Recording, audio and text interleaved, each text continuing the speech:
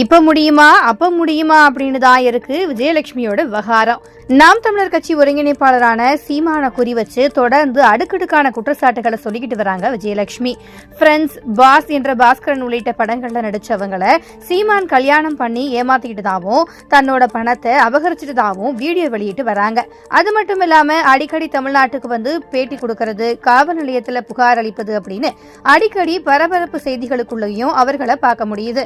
இப்படியா தொடர்ந்து சீமான் மேல குற்றச்சாட்டுகளை வச்சிருந்தவங்க ஹரிநாடார் உள்ளிட்ட சிலர் மீதும் புகார் கூறியிருந்தாங்க. இந்த நிலையில கடந்த ஒரு வருடத்திற்கு மேலா அமைதியா இருந்த விஜயலட்சுமி திடீர்னு சீமான் தன்னை ஏமாற்றி விட்டதா சென்னை மாநகர காவல் ஆணையர் அலுவலகத்துல புகார் அளிச்சாங்க. தொடர்ந்து அந்த வழக்கு விசாரணை காவல் நிலையத்திற்கு மாற்றப்பட்டு அந்த வழக்கையும் வாபஸ் வாங்கிட்டாங்க. மேலும் சீமானோட தான் சமாதானம் ஆகிட்டதாகவும் விஜயலட்சுமி பேசியிருந்த நிலையில இந்த விவகாரம் இதோட முடிஞ்சிருச்சு அப்படின்னு தான் நினைச்சாங்க. ஆனா மீண்டும் ஒரு வீடியோ போட்டு சீமான் மாமா என்ன ஏத்துக்கங்க அப்படின்னு பரபரப்ப பத்த வச்சிருக்காங்க விஜயலட்சுமி. அந்த விவகாரம் உயரத்துக்குள்ள இப்போ புது வீடியோ ஒன்னும் வெளியாகி இருக்கு. அந்த வீடியோவில் கடந்த 2008 என்னுடைய மூத்த சகோதரி பிரச்சனைக்காக சீமான் கிட்ட போனேன். சீமானுக்கு அப்ப திருமணம் ஆகல, என்ன திருமணம் செஞ்சு கொள்றதா சொல்லி 3 ஆண்டுகள் என்னோட குடும்பம் நடத்தி என் வாழ்க்கையை சீரழிச்சாரு. அதுக்கப்புறமா அவருக்கு பிரச்சனை அப்படின்னு சொல்லி நடு ரோட்ல என்னைய விட்டுட்டாரு.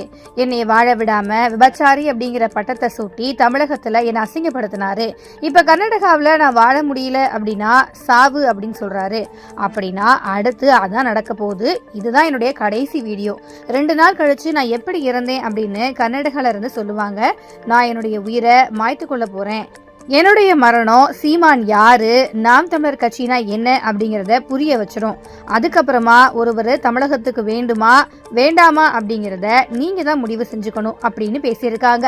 இந்த வீடியோ இப்ப சமூக வலைத்தளங்கள்ல வேகமா பரவி பரபரப்பை ஏற்படுத்திக்கிட்டு இருக்கு. மீடியா நண்பர்கள் எல்லாருக்கும் என்னோட வணக்கத்தை தெரிவிச்சுக்கிறேன். February 29 நான் ஒரு வீடியோ போட்டு ஒரு விண்ணப்பத்தை முன் வச்சேன். சீமான் அவர்களை தயவு செஞ்சு என்கிட்ட பேச சொல்லுங்க அப்படின்னு நான் கேட்டிருந்தேன். இன்னைக்கு March 5 ஒரு பொண்ணு மொட்டை மாடியில் போய் எவ்வளோ ஒரு மன அழுத்தம் ஆயிருந்தா வந்து அந்த மாதிரி ஒரு வீடியோ போட்டிருப்பா இல்லையா? ஆனால் ஒரு பொண்ணு அந்த மாதிரி போடும்போது கூட பரவாயில்ல சாவட்டும் அப்படின்னு சொல்லி ஒருத்தன் விடுறான் அப்படின்னா நான் இன்னைக்கு தமிழ்நாட்டில் எல்லாருக்கும் சொல்லிக்கிறேன். ஓகே, 2008 எங்கள் அக்காவோட பிரச்சனைக்காக தான் நாங்கள் சீமான்கிட்ட போனது. அப்போ சீமானுக்கு திருமணம் ஆயிருக்கல.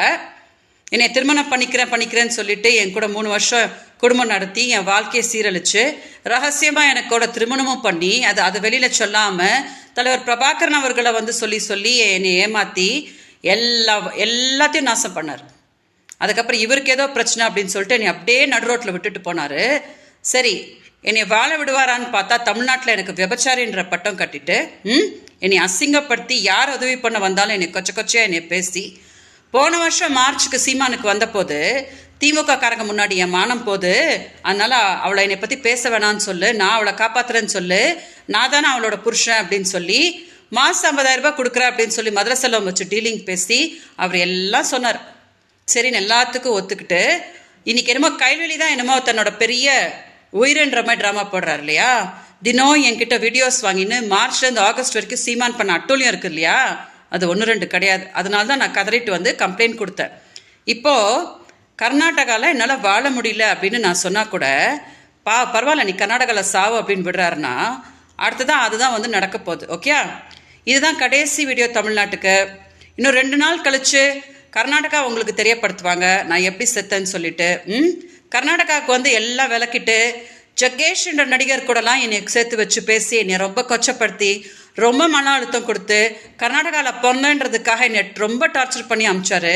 அதனால தான் நான் இந்த முடிவு எடுத்திருக்கேன் அப்படின்னு சொல்லிட்டு நான் வந்து என் உயிரை வந்து நான் முடிச்சுட்டு அந்த நியூஸை அஃபிஷியலாக அவங்களுக்கு கர்நாடகா கொடுப்பாங்க. கர்நாடகாவிலேருந்து சீமானுக்கு அப்புறம் அழைப்பு வரும்.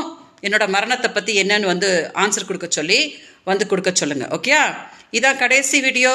தமிழ்நாடு மீடியாவுக்கு தமிழ்நாடு மக்களுக்கு எல்லாருக்கும் சொல்லிக்கிறேன். ஓகே, என்னோட மரணம் உங்கள் எல்லார் மனசுலையும் சீமான் அண்ட் நாம் தமிழர் கட்சி என்ன அப்படின்னு நல்லா புரிய வச்சிரும். அதுக்கப்புறம் அந்த மாதிரி ஒருத்த வந்து தமிழ்நாட்டுக்கு வேணுமா வேண்டாமா அப்படின்னு நீங்களே முடிவு பண்ணிக்கோங்க. ஓகே, உங்கள் எல்லாரோட அன்புக்கும் உங்கள் எல்லாரோட ஆதரவுக்கும் வணக்கம் தெரிவிச்சுக்கிறேன். வணக்கம். இந்த மகா சிவராத்திரி நீங்கள் விழிப்புணர்வாக இருந்தால் இதனால் மகத்தான நன்மை நாம் சம்பாதிச்சுக்க முடியும். ஆதியோகியின் அருளில் சத்குருவால் சக்தி ஊட்டப்பட்ட ருத்ராட்சம் இலவசமாக பெற ஆன்லைனில் பதிவு செய்யவும்.